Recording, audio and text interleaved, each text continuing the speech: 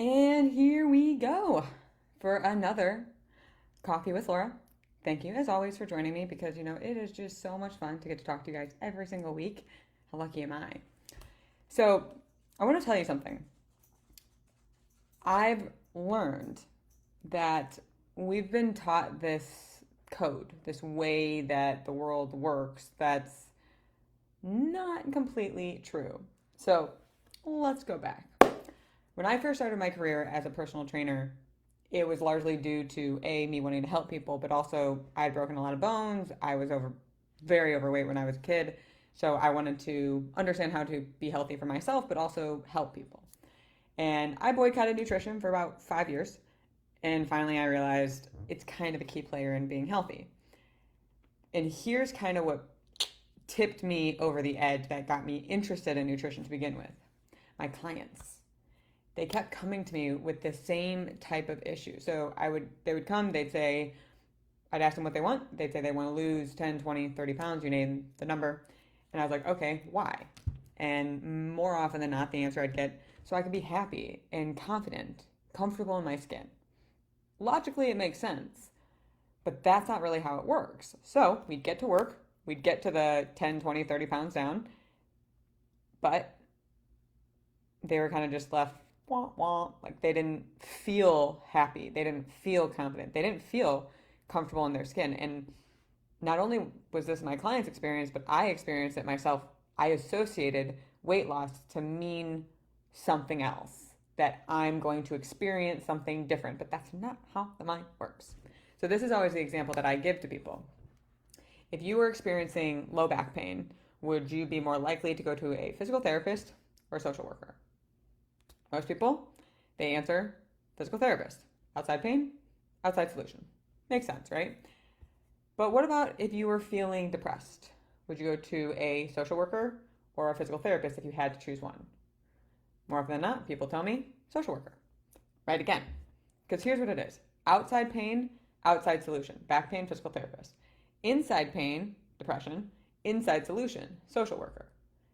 What we do, so when we tell people we want to lose weight so we can feel something, outside solutions don't fix inside problems. You can lose all the weight, but that won't change how you're feeling about you, because how you're feeling about you has to do with inside, and thus an inside problem.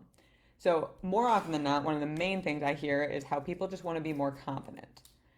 And the problem is when we think of gaining confidence, whether that be to sticking to our healthy habits, being able to share what's on our mind or stand up for ourselves, you name it. We think we have to do it to build the confidence. And yes, evidence definitely helps. I'm not going to neglect that. But confidence, that's not really how it works. We don't achieve feelings. We can do things that enhance feelings. But if you're operating in a code where I have to do X, Y, and Z and then I can be happy, then you're literally withholding happiness from you instead of honoring happy while you do. It's the same thing with confidence. If you're feeling a lack of confidence, it speaks more to how well you know yourself, more so than your financial status, your body composition, any of that jazz. Because when you know yourself well, you don't feel like you have to prove anything. You don't feel like you have to defend anything. I never would have called myself confident. Never. Now, people have told me I come off confident. That's probably because I'm just a direct person. But honestly, deeply insecure. Yeah, not confident. Until I got to know myself. And I've seen this time and time again with my clients. When I first started training, I would stretch someone because that's what all the books said. That's what I was taught. Did I believe it would work? I didn't know yet. But I believed in what I learned. So I was confident in the knowledge I had. So I followed through with it. And what do you know? Then I gained life experience. And then I was able to realize, okay, what they told me is true. But it wasn't really about me. It was about the information I learned. So when it comes to you and your ability to be healthy, meaning stick to the consistent healthy habits, whatever those are to you, and reflect and be able to grow within yourself. If not knowing yourself is part of your repertoire, so to speak, it's going to feel safer to continue to not know yourself and continue to not do the healthy habits that you want to be doing than to feel confident. So, sure, you might want and desire to feel confident, but at the end of the day, if you're not aware of who you are, the safer thing is to keep you where you're at.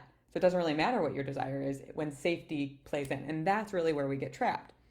So here's how you gain confidence without having to achieve it or live it to gain it.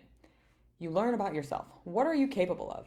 What are your strengths? What are your weaknesses? For instance, if you put me in a foreign country and you tell me to navigate my way around, weakness. Terrible with directions. I'm going to need to get a guide or GPS or some sort of something. I'm confident that I will get lost if I don't have some type of support. I have no shame about that. That's just something I'm not good at.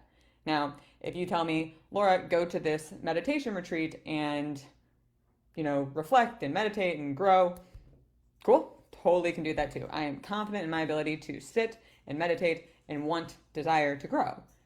Knowing your abilities, what you're good at and what you're bad at, it doesn't really matter what you're good or bad at.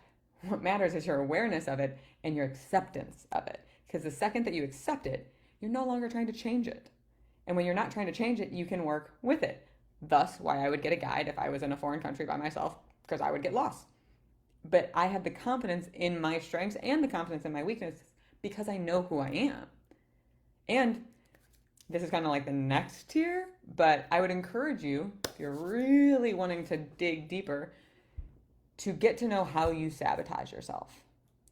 For instance, I grew up in the same world you guys did, and as much as I don't like placing positivity, so to speak, on overworking, being busy, or being stressed out, my body is conditioned to that. And I have been slowly working at teaching my body and my brain, it's okay to not do things.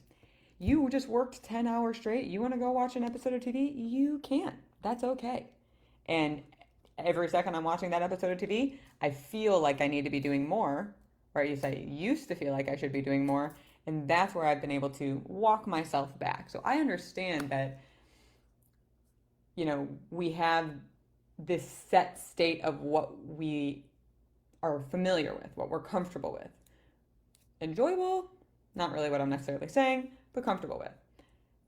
Me being more comfortable with busy and stressed, I didn't even realize what I would do. So my husband actually pointed it out to me because I get sad when I say goodbye to people.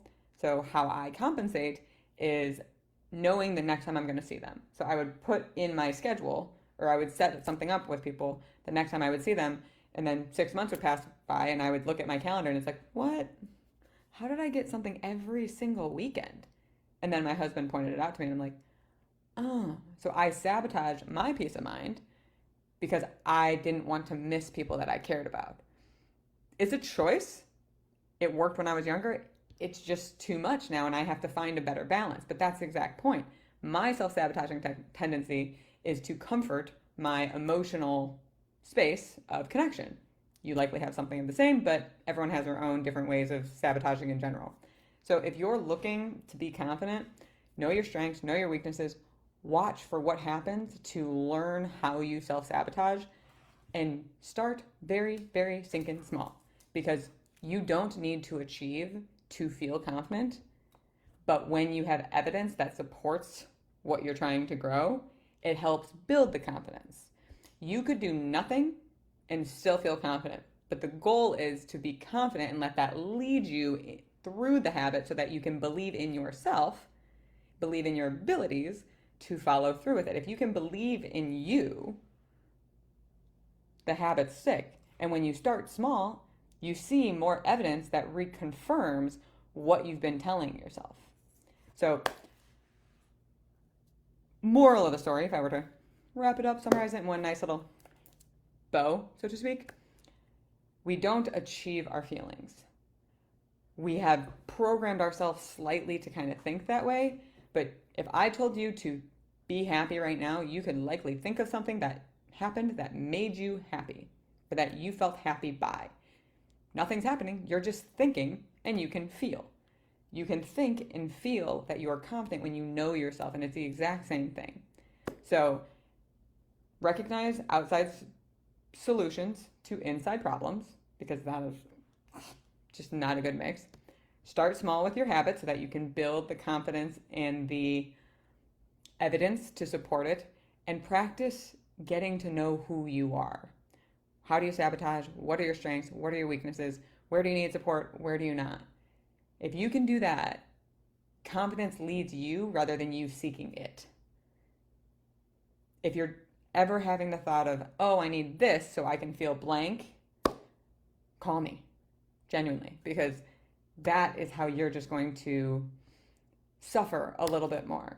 And if you really are wanting to get to know a little bit more about who you are, I strongly encourage you to DM me or to go to my website, and you can check out the Get to Know the Real You. It's my new program that literally goes into all of this, so you can rewrite your script and show up as who you want to be.